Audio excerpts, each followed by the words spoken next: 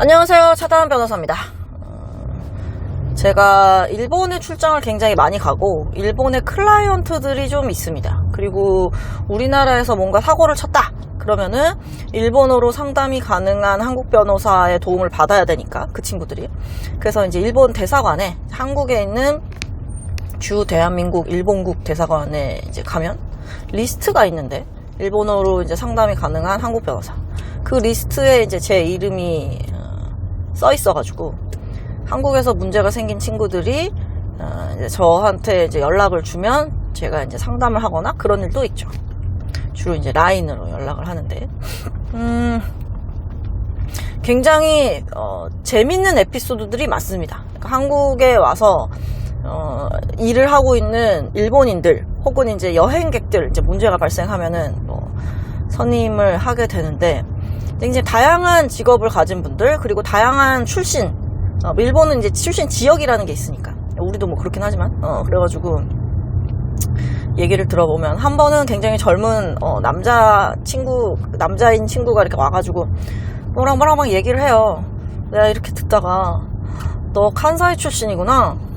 집이 어디니? 그랬더니 오사카래. 또 막 그런 경우도 있고 되게 재밌습니다. 기본적으로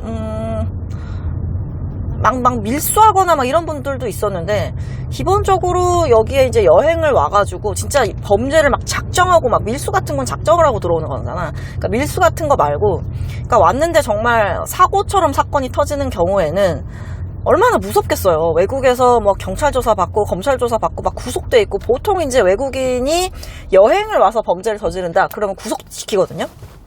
언제 도망갈지 모르니까. 그래서 구속이 되어 있고 그러면 얼마나 눈앞이 캄캄하고 힘들겠어요. 그러니까 예전에 집으로 가는 길인가? 아무튼 뭐 그 전도연 씨가 주연했던 영화 같은 걸 보면서 얼마나 무서울까? 말이 통하지 않는 나라에서 내가 범죄 혐의를 받고 수용 생활을 하거나 막 이랬다는 거는 너무 무서울 것 같거든요. 집에 가고 싶고 얼마나 그럴까? 그래서 일본인들 그러니까 제가 뭐 영어를 잘하거나 뭐 그런 건 아니라서 일본인들한테는 얘네 얼마나 집에 가고 싶을까라는 이제 그리고 가족분들이 얼마나 걱정을 할까라는 생각에 정말 잘 챙겨줄 수밖에 없죠. 그냥 뭐 그 부모들이랑도 연락을 계속 해줘야 되고 그냥 너무 궁금할 거 아니에요. 답답하고 말도 안 통하는데. 그러니까 구속될 때 뭐 진짜로 막 유치장 안에 들어가가지고 막 보기도 하고 이거 뭐 잘 뭐 되냐 계속 이제 안심시키고 내가 내일 올 테니까 너 여기서 있어 내일 경찰 조사 있을 거야 추가 조사 있을 거니까 여기 있어 그러면 막 진짜 막 뭐랄까 정말 지푸라기라도 잡는 심정이랄까 근데 그런 눈빛으로 저를 막 이렇게 쳐다보거든요. 근데 잘 부탁드립니다 이러면서 막 그런다고. 아무튼 뭐 그런 거 보면 되게 안타깝죠. 보통 이제 여행 와서 사고 치는 친구들은 좀 젊은 친구들이 많아서 얘 인생의 첫 고난 막 이런 거잖아. 한국 좋아가지고 왔는데 한국에서 막 일이 생기니까 통상적으로 이제 마약이나 성범죄 같은 경우에는 한번 우리나라에서 범죄로 입건이 되고 기소유예 처분만 받아도 다시는 입국이 안 됩니다. 우리나라가 참 입국하기가 힘든 나라여서 이제 그 친구들은 한국이 좋아서 와서 뭐 클럽에서 뭐 놀았다든지 아니면 뭐 게스트하우스에서 어떤 일이 생겼어. 그런 경우에 다시는 한국에 이제 못 들어오는 거죠. 되게 가까운 나라임에도 불구하고. 그래서 야, 너 뭐 먹고 싶냐? 떡볶이가 먹고 싶대. 그러면 떡볶이 사주기도 하고 막 그러죠. 그러면 모르겠어요. 그러니까 그냥 친절함을 내세우는 걸 수도 있겠으나 제가 느끼기에는 이제 그들이 일본으로 돌아가고 나서도 저한테 라인으로 계속 연락을 주거든요. 자기가 뭐 일본에 잘 들어왔고 일본에서도 뭐 한국 삼겹살을 막 구워 먹고 있어요. 여러분 삼겹살 구워 먹는 사진도 막 보내주고 저한테. 그러면 되게 고맙다.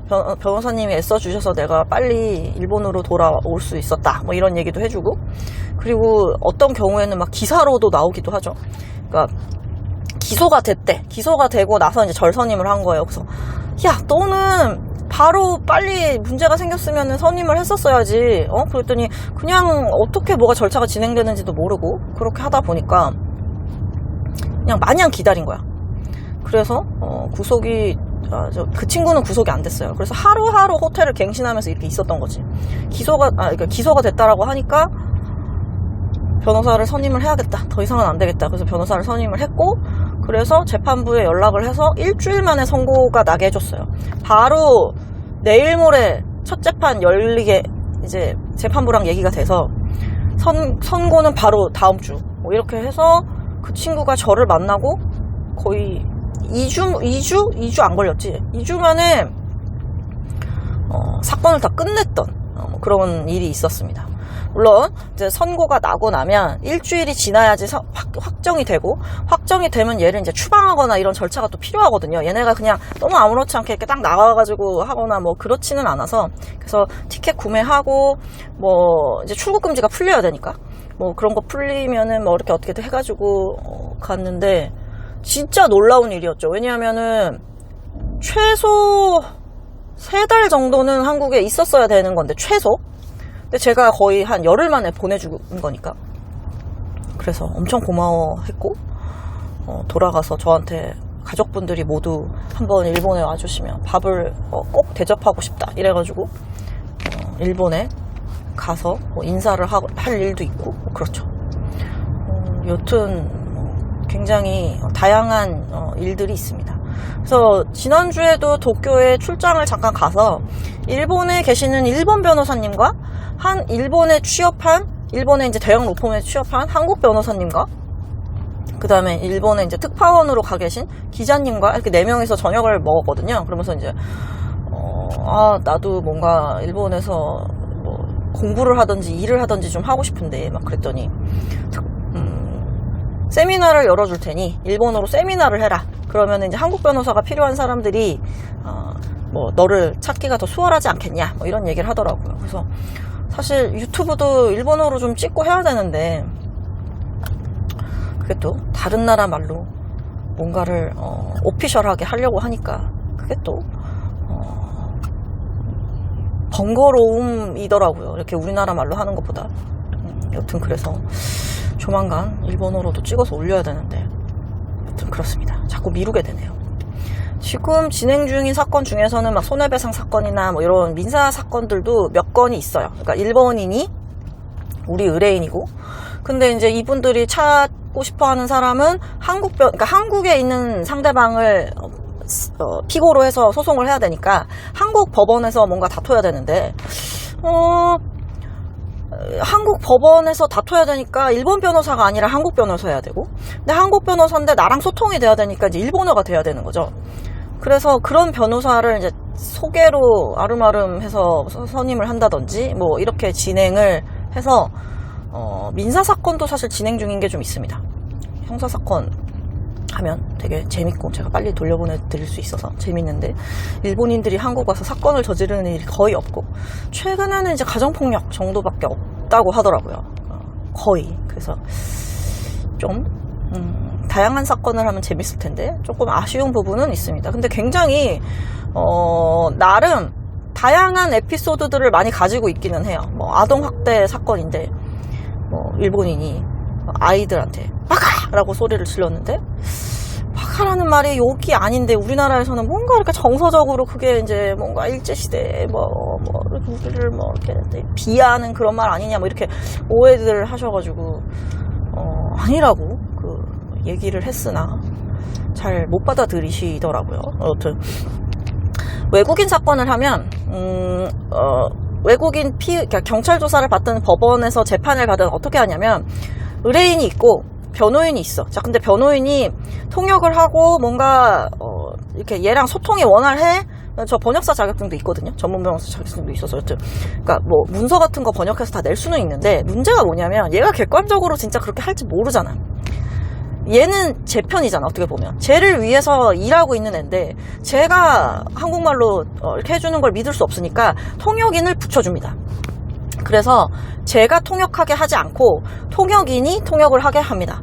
근데 문제는 뭐냐면 통역인이 법률가가 아니잖아요. 법조인이 아니고 법에 대해서 잘 몰라. 뭐 일본어도 잘 알고 한국어도 잘 알기는 하지만 법에 대해서 잘 모르니까 판사님이 혹은 수사관이 어떤 거를 물어볼 때 그걸 왜 물어보는지 모르니까 기계적으로 통역을 해서 전달할 때가 있어요. 자, 그러면 이제 의뢰인이 예스와 노의 차이가 정말 천지 차이임에도 불구하고 그거를 우리가 이해하는 것과 다르게 대답을 하는 경우가 있어요. 이제 그래가지고 제가 한번 제지를 하면서 지금 질문이 그게 아니잖아 라고 제가 한번 얘기를 했더니 판사님이 변호인은 가만히 계세요.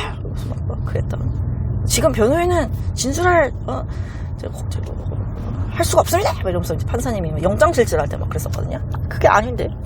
근데 생각을 해보세요. 판사가 질문을 했어. 근데 그걸 통역이 한 번 통역을 해서 의뢰인한테 얘기를 해. 그럼 의뢰인이 다시 일본어로 얘기를 하면 그 일본어를 통역하는 사람이 한 번 더 통역해서 판사님한테 얘기를 하니까 이게 여러 단계를 거치면서 말이 왜곡이 돼요. 전 그런 경우를 몇 번 봤거든요. 근데 굉장히 심각한 왜곡이 있는 경우들도 있어요. 예를 들어서 그런 적이 없다인데 그런 적이 있지 라고 얘기를 하면 갑자기 그러면 인정하는 거냐 막 이렇게 돼버리기도 하고 엉뚱하게 사건이 진행되기도 해요. 그러니까 우리가 외국에 가서 또 똑같은 일을 당할 거 아니에요. 예전에 뭐 그 아래서 한번 봤었는데 아버지랑 딸이 뭐 사는데 집에 불이 났어. 그래서 딸이 죽은 거야. 그래가지고 너 이거 어떻게 된 거냐 라고 아버지한테 물어보니까 내가 죽였어. 아이고 내가 우리 딸을 못 살렸으니까 내가 죽였지. 뭐 이런 식으로 이제 얘기를 한 거야. 그랬더니 자백했어. 지가 죽였대. 뭐 이렇게 해가지고 유죄가 나왔던 그런 아버님의 얘기를 들은 적이 있거든요. 그러니까 이게 참 그 문화를 알고, 그러니까 단순히 언어를 전달할 수 있는 게 아니라 문화를 알고 법원 아니라면 법률적으로 이게 어떤 의미가 있는지를 알아야 사실 도움을 원활하게 줄 수 있어서 그런 게 참 필요한데 제대로 도움을 받지 못하는 사람들이 있었고, 그래서 이제 대사관에서는 일본어로 직접적으로 이제 도움을 줄 수 있는 변호사의 리스트를 이제 만들게 된 것이죠. 그래서 접견을 가거나 할 때 통역은 어디 있습니까? 라고 물어봐요. 왜냐하면 이제 그 수용자가 외국인이니까 변호인 접견 왔습니다 하는데 그럼 통역은 어디 있습니까? 그럼 제가 그냥 하면 됩니다. 이래가지고 하면은 막 이제 구치소에서도 막 통역 필요 없으시냐 뭐 그러기도 하고 그렇습니다. 그것도 굉장히 흥미로운 경험이라고 할 수 있겠죠. 그래서 사실 한국 변호사를 찾는 일본 분들이 많습니다. 그러니까 대형 로펌들은 많이 나와 있고 서로 교류를 하면서 도와줄 수 있지. 그러니까 이제 큰 기업들이나 이런 데는 얼마든지 뭐 찾고 하는데 어려움이 없는데 일반 개인들이나 조그마한 회사를 경영하시는 분들께서는 일본어를 할 수 있는 한국 변호사가 필요한데 그거를 알기가 좀 힘든 것 같아요. 왜냐면 네이버에서 검색을 하지 않으니까 그들은. 그런 에피소드들도 있습니다. 제가 나중에 혹시 기회가 되면 어떤 에피소드들이 있었는지도 한번 말씀을 드릴 계기가 있을 것 같아요. 여튼 그래서 지난주에도 도쿄에 출장 갔다 오고 일본은 엄청 자주 가고 있습니다.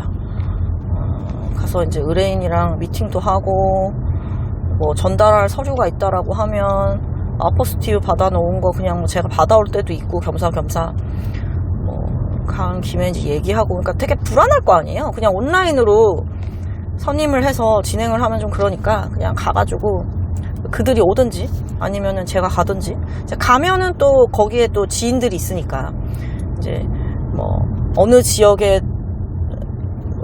일하는 일본 변호사, 여기 지역에 일하는 일본 변호사, 뭐 되게 제가 아는 변호사들이 좀 많아서 거기 간 김에 이제 같이 밥 먹고 뭐 하고 그냥 뭐 당일치기로 오기도 하고 아니면은 뭐 1박 하고 다음날 일찍 오기도 하고 뭐 그런 식으로 일본은 굉장히 많이 왔다 갔다 하고 있습니다.